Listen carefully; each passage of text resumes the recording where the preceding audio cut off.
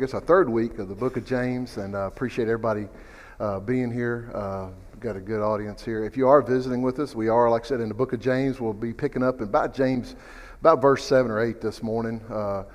Kevin was giving me a hard time after class last week because I was planning on getting through verse 15. Didn't even get halfway through what I thought, but we got plenty of time, so we'll be able to make that time up. But before we get started, let's go to God in a word of prayer, and we'll get started here. Our most holy and righteous Heavenly Father, we're indeed thankful for this time and this place and the opportunity we have to come together and study a portion of your word. Pray, Father, you be with all of us, the teachers and students, and help us to apply the things we see or we read and we study this morning. Help us not to, just as we're studying the book of James, help us to be doers of those things we do study and help them to apply us in our lives. We're mindful of those that have in this congregation have ongoing health issues. Be with the doctors and those that are seeing about them. Be also with the those that may have made a choice not to be here this morning, and help us to help them in any way we can as far as that and whatever condition they have. Father, just be with us. We're thankful for the rain we had last night. Thankful for all the many blessings you have given us, but especially for your Son and the salvation through him, his death, burial, and resurrection, Father, and help us never to lose sight of that. And just help us, Father, to walk through this life as we should and be with us through this hour study. This is our prayer in Christ's name. Amen. All right. So as we've been starting every week, on the memory verse, and I think this is the last. Yeah, this will be the last week for this memory verse, I believe. Memory verse, Joshua 1:5b. If everybody wants to say along with me, just as I was with Moses, so I will be with you. I will not leave you or forsake you. And again, we've said that before. It's very fitting as far as I know we're doing the Wednesday night study on Joshua, and just the elders do a lot of a real positive and a real a benefit of having the plan and the structure for the studies we have this year and how James fits into that. And like I said, at the end of the class, we'll talk about what we've talked about this morning and how it applies to our theme this year. But just as a way of getting started, just kind of where we were, and we cut off right here. We were talking about what causes doubt at the end, and let's just read 5 through 8 again, and just kind of get our minds going here. It says, "If any of you lack wisdom, let him ask of God, who gives all to all liberally and without reproach, and it will be given to him. But let him ask in faith, with no doubting. For he who doubts is like a wave of the sea, driven and tossed by the wind. For let not that man suppose that he will receive anything from the Lord. He is a double-minded man, unstable in all his ways."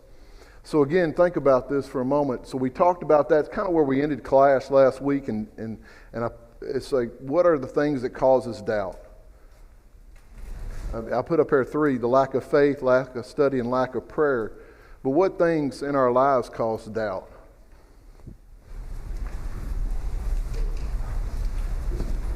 Sometimes when things you pray for don't happen fast enough, or things happen but not in the way you think they should. Yes, ma'am. Yep, they don't happen the way you should. Yes, sir, JD? Well, harsh stuff here from spiritually speaking, but I think a major thing that can cause doubt in all humans would be fear. Perhaps fear that the plan won't work out, or that something could go catastrophically wrong if we attempt this. That crippling fear that stops us from taking what may be a necessary risk. Okay, so what else? Those are good. Yes, ma'am. Just going to say, kind of along the lines of what everybody else has said, we are only looking at what's happening right here. We can't see the overall picture, and we ask for things. We don't know the future. God knows, and forget that. And so we're thinking, kind of like, well, I can't imagine why God would allow this to happen, or something like that. Yeah, that's a great point. I mean, and I think everybody, go ahead. Trials. And I think we talked about that already, did we not? That he kind of jumps into that. Obviously, he's led by the Holy Spirit, but he jumps into that at the very beginning, right? So he kind of shoots that down at the very beginning of the book, right? You're going to face these things. They're going to happen. It doesn't say the if, it just says when. They're going to happen. And so you got to be ready for those things. But when he says this about the doubt, and he says, Does that, the end of verse 6, does that, I mean, to ask it's almost to answer it, but when you read verse 6, at the end of verse 6, it says, doubt is like a wave of the sea driven and tossed by the wind. What gospel story comes to mind almost automatically? Oh, JD? I was going to say perhaps the wise man and the fool, the house that was built on the rock versus the sand, the waves would go away. Okay. That's a good one. That was a good one. Amy up here mentioned, and that's the one I had in my mind, was obviously Peter walking on the water, right? As long as he kept his focus on what, he was fine. As long as he was focused on Jesus, but as soon as he started seeing what was going on around him, right, he got worried, right? He got, a little nervous about that. And I think sometimes too, when we talk about prayer, and not to get into a secular thing about that, but one of the things that I've learned over time, as far as if you're in a management role or if you have people that you're leading or supervising or whatever, one of the biggest things to me, and one of the things that really challenges me, is when if supervisors or what, and they don't give an answer or a response to employees that have a question. So if somebody has not a grievance, but there's just something going on, maybe their light bulb needs to be changed out above their desk or something, it could be pretty small, and you don't address it right away. And what I've said to folks, or it could be a bigger issue, right, that you're having going on in the company or the work where you have. But one thing I've always told people, and I've found it to be very true, is when you talk to people and it's like when somebody asks you a question, the role of a leader is the fact that you owe that person an answer. Now, it may not be the answer they wanted, but it is, you owe them an answer, and you need to give them feedback as far as, hey, here's why we can or can't do what you're asking, right? A good example was years ago, there was a plant in one of the companies that I worked with, and they needed some of the people in the receiving shipping area were asking for air conditioning. Well, the way that building was designed, it was going to cost about $500,000 to put air conditioning in that part of the building. Well, they had to go back to the employees and tell the employees, I'm sorry, but we can't do that right now, right? We don't have the $500,000 to put air conditioning in that building. But at least they gave them a response, right? They explained why and went through that. And I think sometimes that's kind of like what was said earlier. I think when we ask of God, sometimes we're asking things, thinking about the here and now is what was brought out, but it's the bigger picture. Yes, Stephen? I think another thing that causes doubt is we do have an adversary and the deceiver, and so you think back to the doubt that Eve had in the garden, like, wait a minute, it's what God told me right now. And the devil's going to constantly, and false teaching is going to constantly challenge what is truth and create this sense of doubt possible. Yeah. And I think Stephen hitting on a good point there, and we'll see that through the book of James, and we'll maybe talk about that a little bit later this morning. One of the one of the things that James seems to really key in on is the fact of what does he not want Christians to ever think, and Stephen just brought it up, is the fact is don't doubt God. And you think about how many times or how many people that you probably talk to or have known Christians, and where does their unfaithfulness, where does that start? They start doubting God, don't they? I mean, that's really, what it comes down to is like, it may be whatever sin they have or whatever things happening. Maybe their prayers didn't get answered like they wanted to in a timely manner. Maybe they've had, how many of us could think of things we've seen people parallel events happen in people's lives? One of the hardest things I think any parent could ever think about would be a parent losing a child. And Amy and I have talked about this, there's 3 different couples that we know of that lost children in their teens, or before their teens actually. One was to a drowning, one was to a car accident, and one was to cancer. I believe all three of those men are elders in the church. And I think really their faith got them through there. And their families, all 3 families are incredibly strong. Would they give anything not to have gone through what they went through? I am absolutely certain of that. And I could talk to them to this day about that. But I think the thing is their faith and the big picture that they saw overwhelmed that grief, right?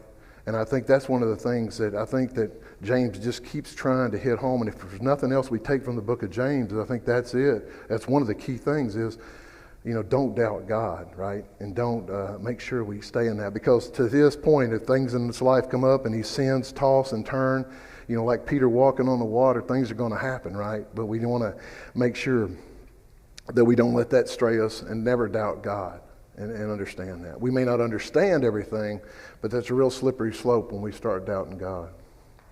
Any thoughts or on that? All right.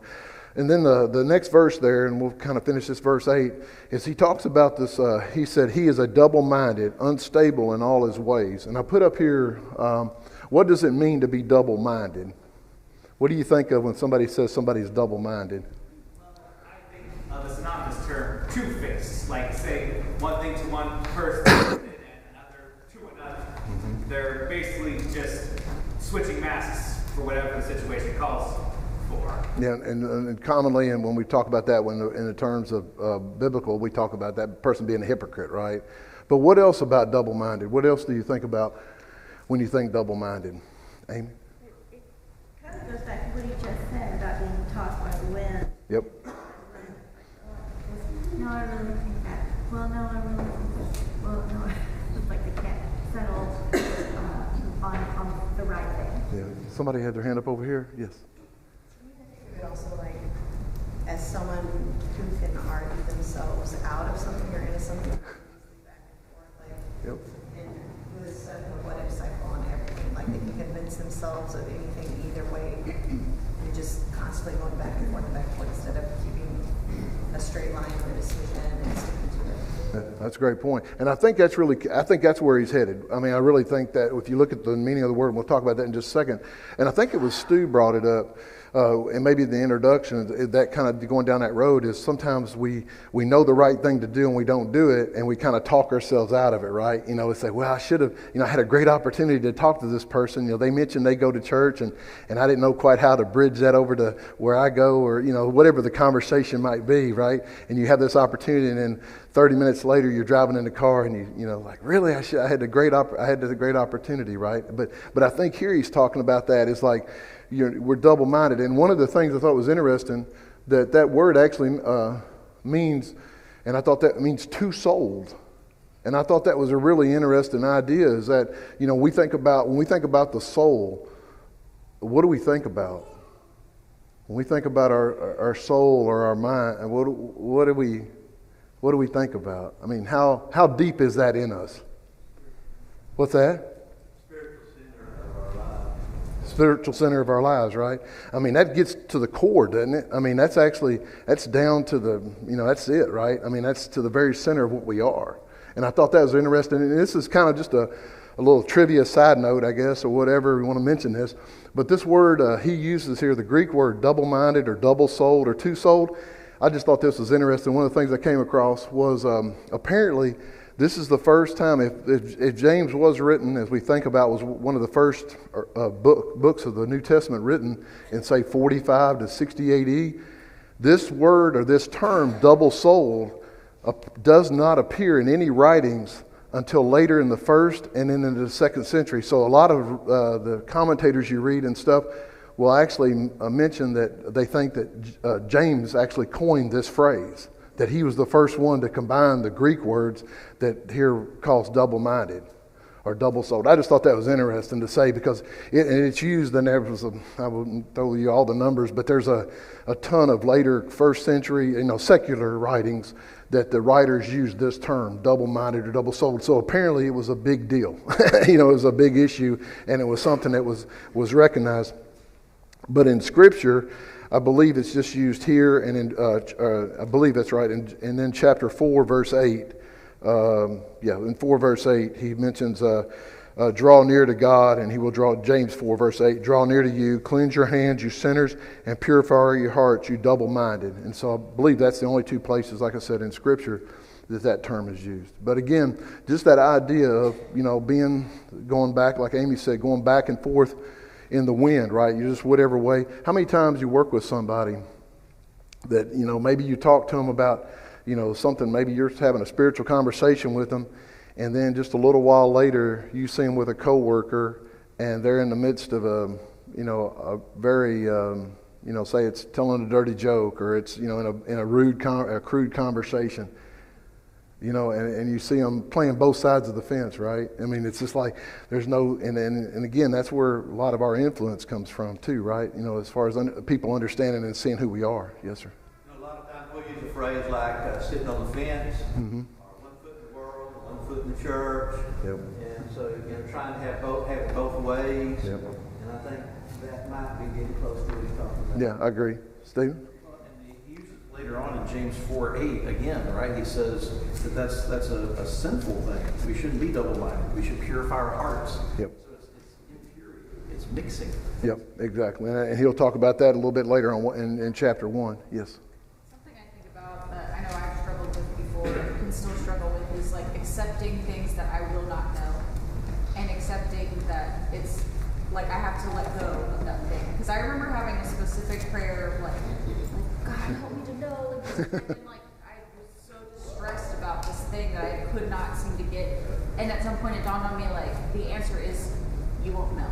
Yeah. Like that's something God will know and you won't.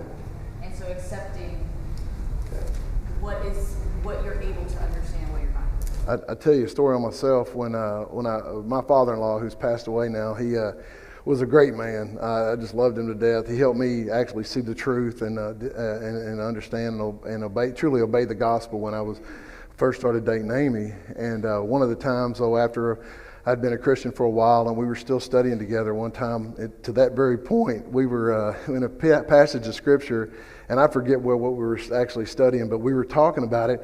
And I kept pushing him for an answer on something, you know, like, well, I want to know this or something. And I can't remember the exact context, but I remember him looking at me. He patted me on the leg, and he said, Chuck, everything you want to know, everything you need to know is in there. Everything you want to know is not.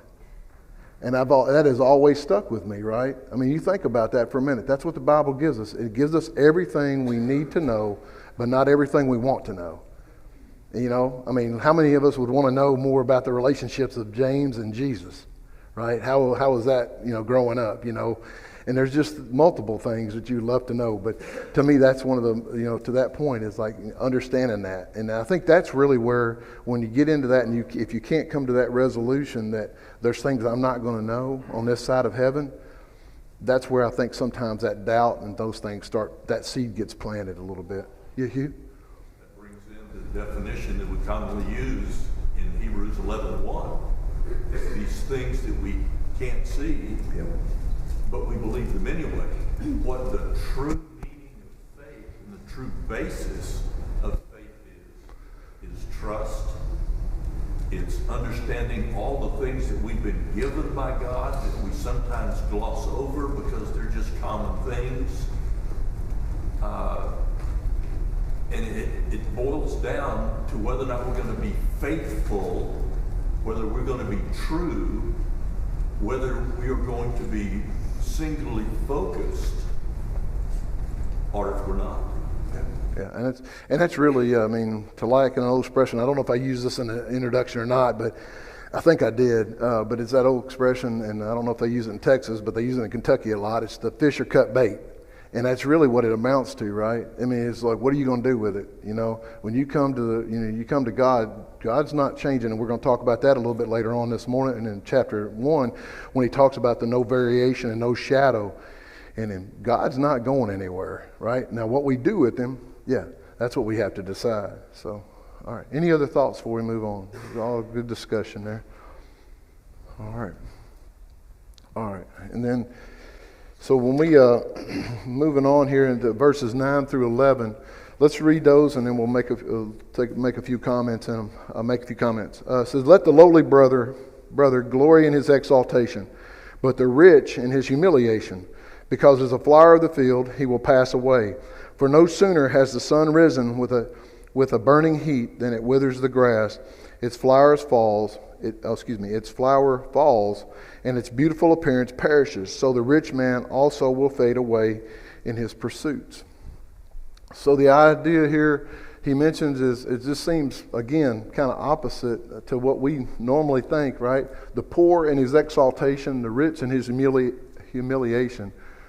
Back up here. So what's your thoughts on that? I, of course, think back to the parable of the Pharisee and the tax collector.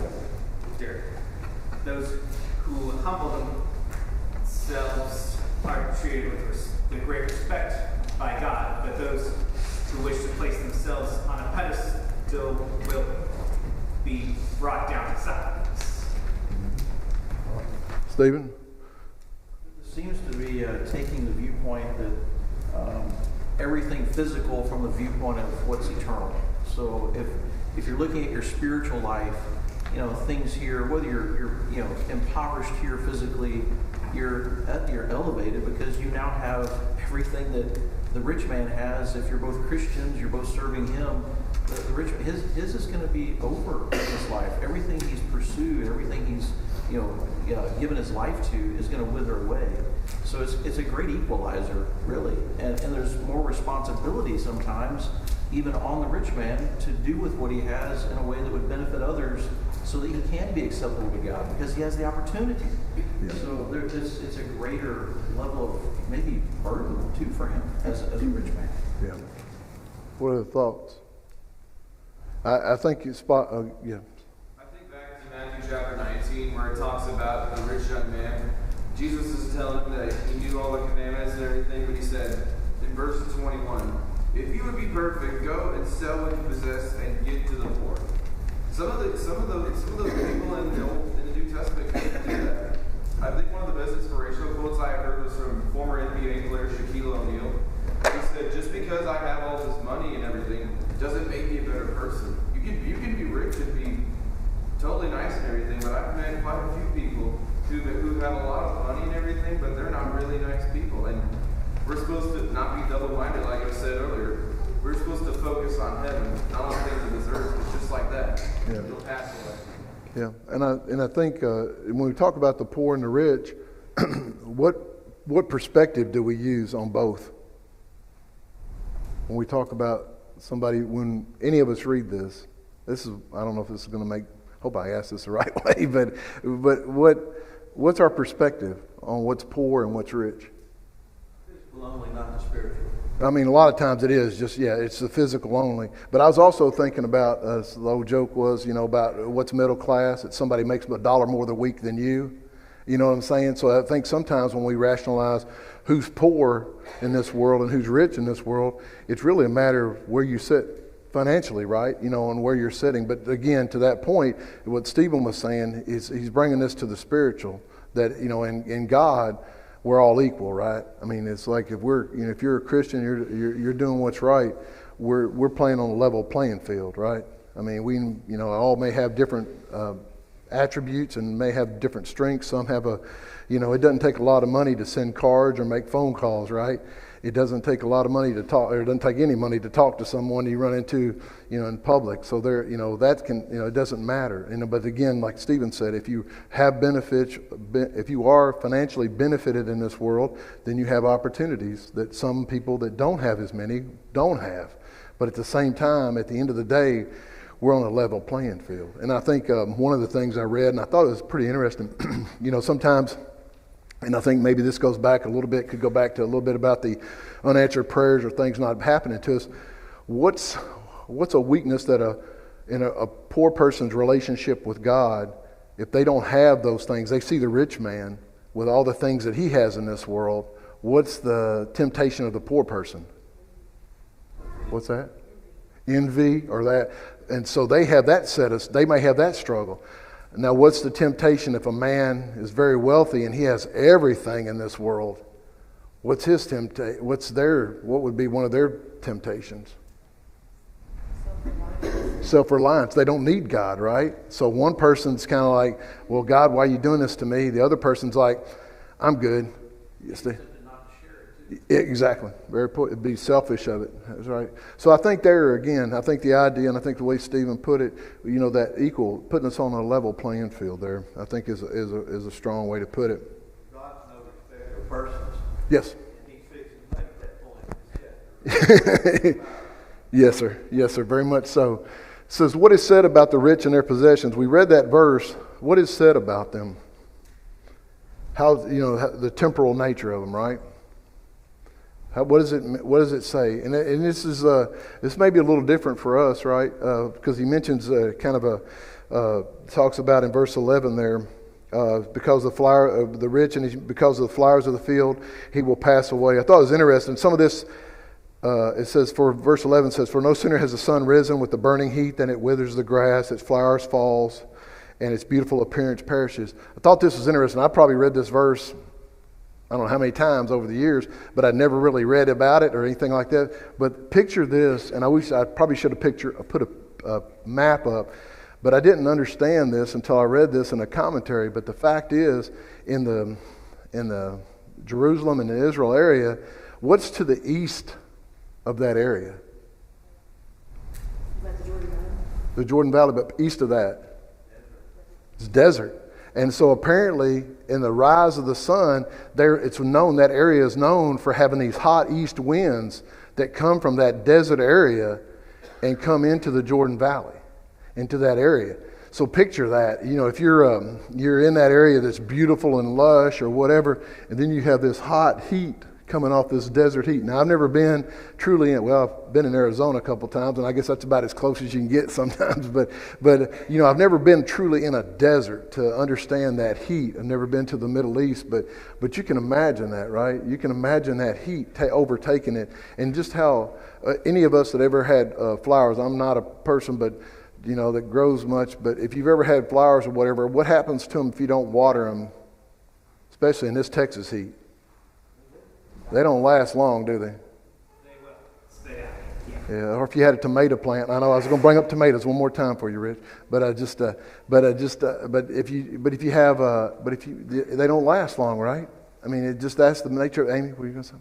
I don't know if it's an exact parallel, but I keep thinking about the parable of the sower and how the seed, you know, didn't go very deep, and when the sun came and the troubles came and everything, it sprang up quickly, but then withered and died. And it's not an exact parallel with the imagery. Yeah, and it's the same type of that imagery. And I think my understanding of this, and I forgot the proper term for it, but a lot of this type of imagery is used in a lot of Jewish writings, especially in that time period.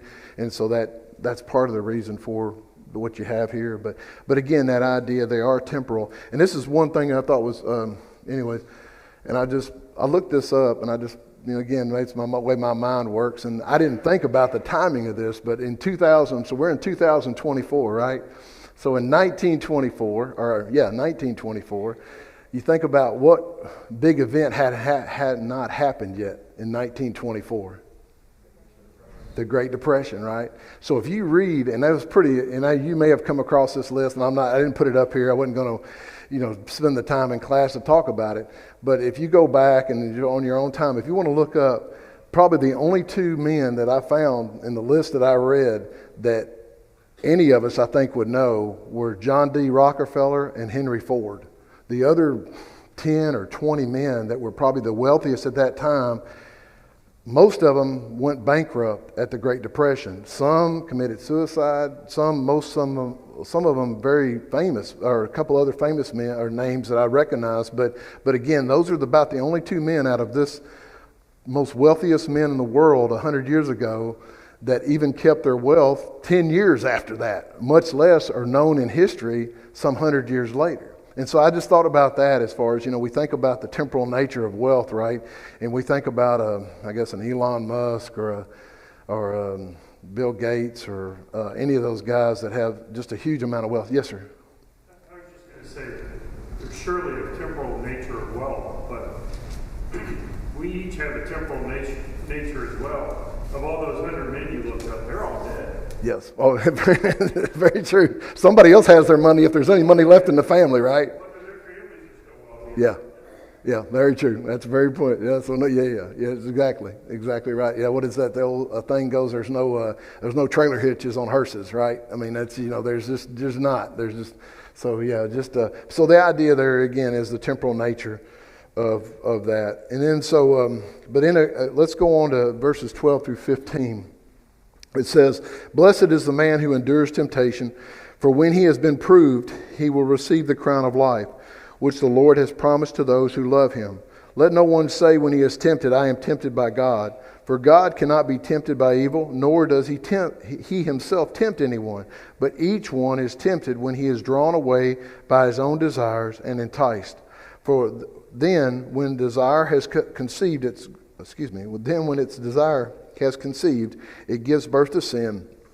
And sin, when it is full grown, brings forth death." So the idea there, I mean, there's a lot in those 4 verses there. But what should our goal be? And the reason I put that in there is like, what does he say there in verse 12? What should our goal be by verse 12? JD? To be able to endure and resist temptation as it rises. Yep, agree. But what does he say in verse? What term does he use? Pat? The crown of life. And we've probably in other studies that you've had in this, there's 2 types of crowns mentioned in Scripture, right? There's that royalty crown, and then there's the other. What's the other type of crown that we think about?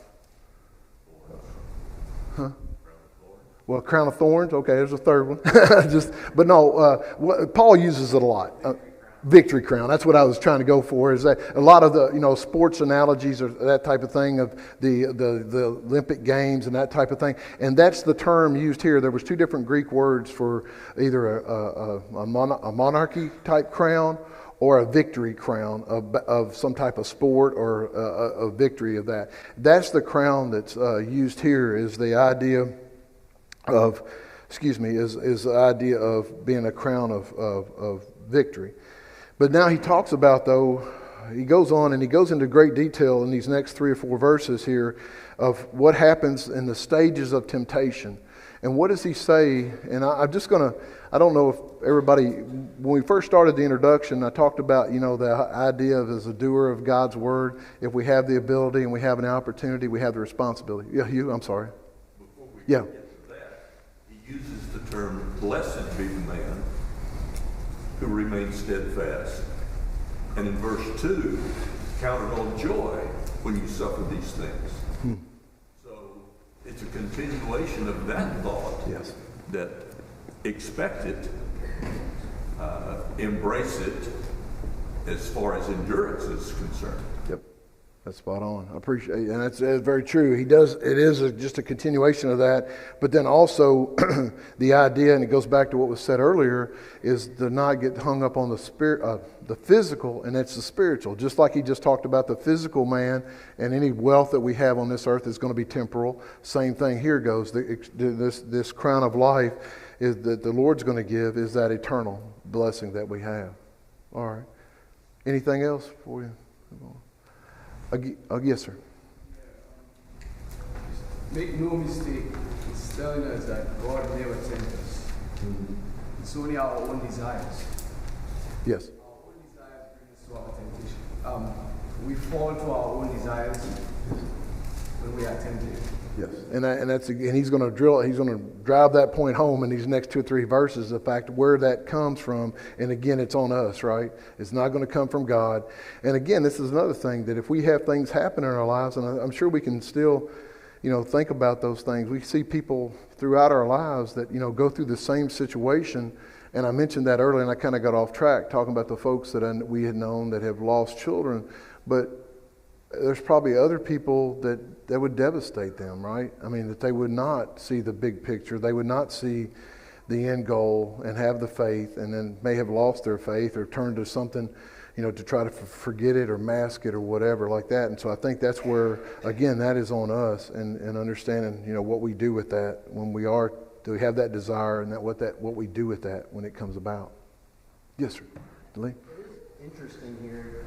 A lot of this instability that we have is from misunderstandings about God. And I think it's important that, he takes this sidebar to say, let's make sure we understand the God that we're talking about, because a lot of our fears and anxieties come from our own thoughts, our own limitations that we are imposing on God. He's saying God is not like that. God is not like us. We must think about Him clearly, because stability doesn't come from us. It comes from God and His nature and His goodness and His perfection. And that's the only place we're going to find it. Yeah, and I think, again, that going back to that, as far as, where we focus ourselves, are we self-centered in our focus, or are we, outwardly, are we focused on God? And I think, if we, have things, happen to us, whether it's physical or whatever it might happen, if our focus is on ourselves, right, then it's going to affect that relationship with God. And so I think that's where we make it internal. Yes, sir. I've always made a subtle differentiation between the first part of the chapter with the trials, that, those are difficulties we encounter in life. Here, I think he's basically talking about sin, that Satan tempts us. We're tempted by a situation. We're tempted with our lust to go do things that we shouldn't. I think there's a subtle difference in the two that he's talking about here. A lot of folks, a lot of things you read, and to me it's a continuation, but also some folks will make the differentiation between the first seems to be more internal and this area seems to be more external. That the things, the trials and temptations, again, it's so, to me, there is a difference because he talks about it, but then it all ties together. And another thing too I mentioned, and I thought about this in the introduction, not to go back and say I want to correct something I said in the introduction, but I know I made the comment about there being a lot of great one-liners. I think I'd said that to Stephen when I first found out I was going to teach a class. But there also, sometimes you'll find people that'll kind of put down the book of James, or say if it's even a Calvinistic person or something like that, saying there's no theme to it. It's just a lot of little one-off points. That's not the case at all. To me, this it does tie together really nicely. He has some concrete things that he's talking about throughout the book, and about us being doers of the word. He talks about a lot of different things. The trials, things don't come from God. Don't lose sight of that. As far as it coming from God, but there is a message that James has, a complete message. We talked about that. We'll get to verse 22, 122 this morning, being the doer of the word and not a hearer only. Deceiving ourselves, or if it's 4:17. But that idea that there is a theme that runs through this book. But again, to that point, he does the idea of, to me, and like I said, reading through it, really he's trying to hit home that not doubting God, that God's not changing, right? If the doubts, the fears, the things that we have, whatever those might be, they'll impact us, how we do. And it could be outwardly, it could be something just in our mind, or it could be things that we face at work or in family or situations or whatever like that. But there's a lot of things going on there. So, all right. Anything else? All right. So what I wanted to kind of just to put these up here, just to kind of, and again, I don't know, I mentioned that equation, the opportunity versus ability equals responsibility. So for these, what I wanted to put up there, and again, people your mind works this way or it doesn't. I don't know, but this makes sense to me. But if we talk about in these verses here, if we had desire and had opportunity, that's obviously a temptation. That kind of makes sense to what he's saying there. Then if you have desire plus opportunity and there's action on that, then you have sin. Does that make sense to everybody? All right. And then he kind of culminates, I believe, in the desire plus opportunity plus action plus unforgiveness equals spiritual death. Or, it's unforgiven sin, whatever you want to call it. And I think that, to me, again, may be different ways to explain it, different ways to put it up here. But to me, that's where James is trying to get to, is the fact is you understand that these one builds off of another. Does that make sense to everybody? I don't know if that, okay. I got a lot of head nodding, so that's good. I'm glad I'm enjoying. Yeah. Sometimes we also feel like we are overwhelmed by desires in that we can't do anything about them, but that's, going back to what Amy said, the parable of the sower, we can uproot evil desires out of our heart and replace them with spiritual things. But we have to be able to identify what they are and uncover them. I have lots of very green plants in my flower bed right now. I don't know what most of them are. And I can guarantee you most of them are not plants that probably should be in my flower bed. But if I can uncover what they are, then I know which ones I have to dig down and pull the roots out. Yeah. And that's a good point you're making right there, is just that last part you said, is pulling the roots out. I remember, and this is, I don't know, we've lived in a lot of parts of the country, but one thing that's universal is I think every type of grass anywhere in this country can have a dandelion in it. And I don't care how much you fertilize, how much you feed it or seed it or, whatever you do, you're going to have dandelions. And I remember growing up, I mean, this is like one of the funnest things I ever had to do, was my grandmother used to, before my grandpa, because they felt like they didn't treat their yard at all. My grandmother went out and pulled them dandelions by hand. And so fortunately, I lived with them quite a bit when I was growing up, and I learned how to pull dandelions. And one of the things that she taught from a very early age was, you don't just go by and snap that thing off, right? Why? Because it comes back, right?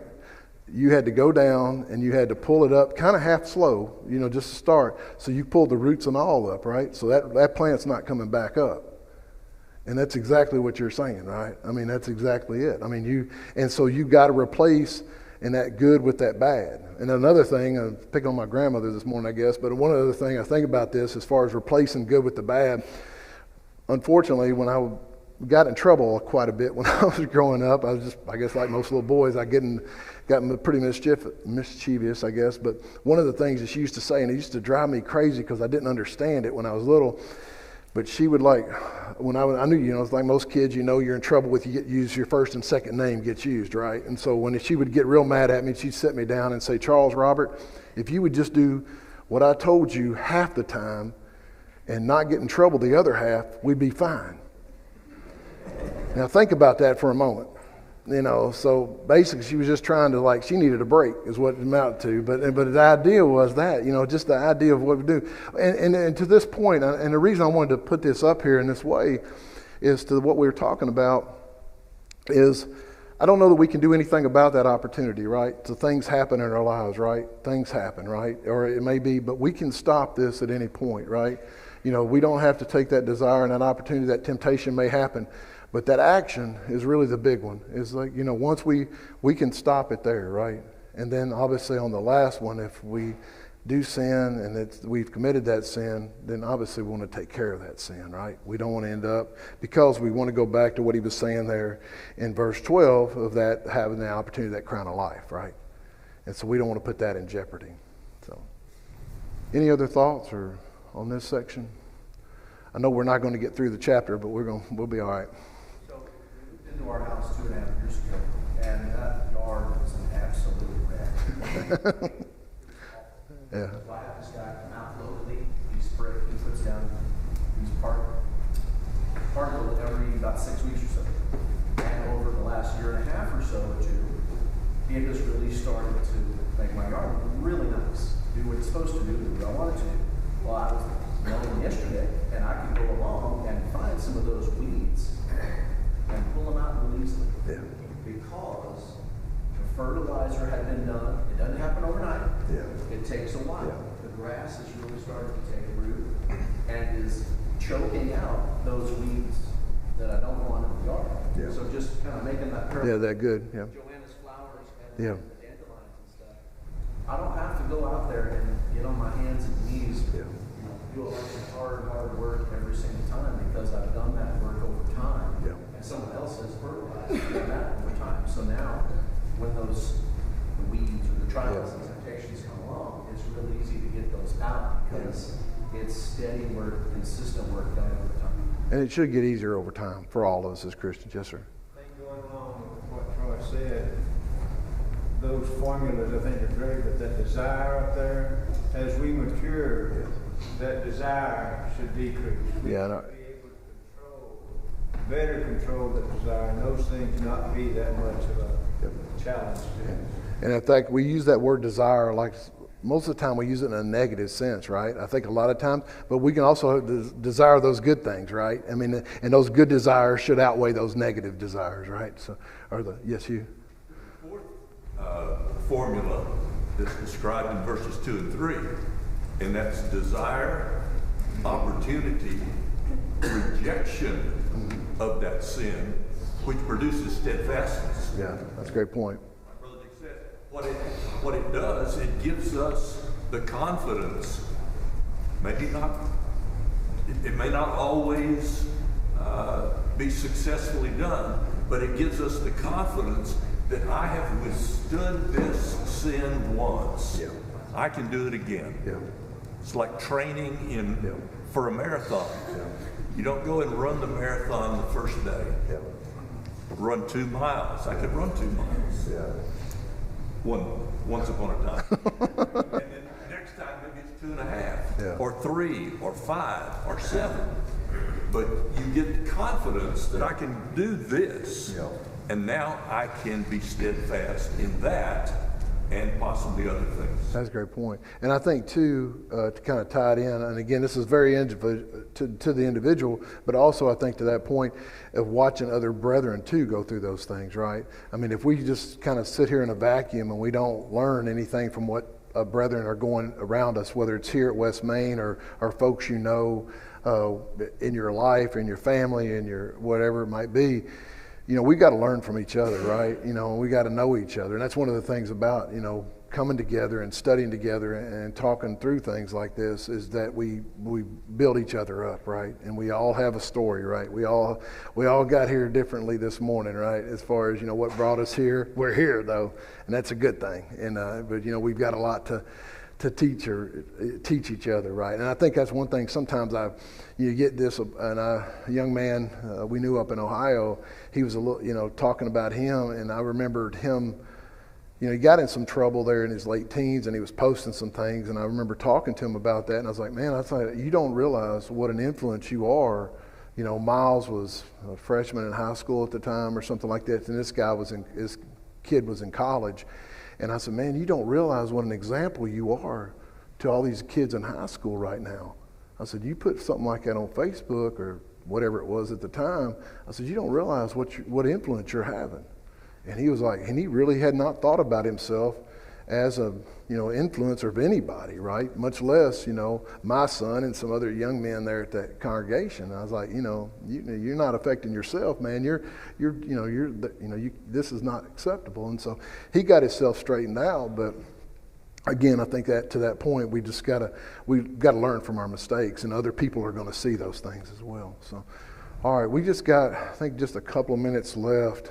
Don't know. We'll go ahead and jump into this next section, so we'll be ready to go for next week. So let's just read 16 through 18, and we'll start just talking about it a little bit, and then, like I said, that'll be kind of our stopping point for this week. It says, "Do not be deceived, my beloved brethren. Every good and perfect gift, every good gift and every perfect gift is from above and comes down from the Father of lights, with whom there is no variation or shadow of turning. Of his own will he brought us forth by the word of truth, that we might be a kind of first fruits of his creatures." Creatures. So there's a lot here, and again, we won't spend, like I said, we'll jump into this next week. But the idea there, and again, it's the idea there in verse 16, and we'll just kind of stop with that thought. It says, do not allow and the idea there, do not be deceived, the idea there of do not be misled. And so we'll, like I said, I don't want to get too much into it this morning, but just read through. We'll try to get through 16 through 27 next week. Like I said, we got an extra week in our schedule. But I've been kind of ending every week just talking about that question, you know, and I'll just skip. So y'all just ignore this. Y'all see this again next week. And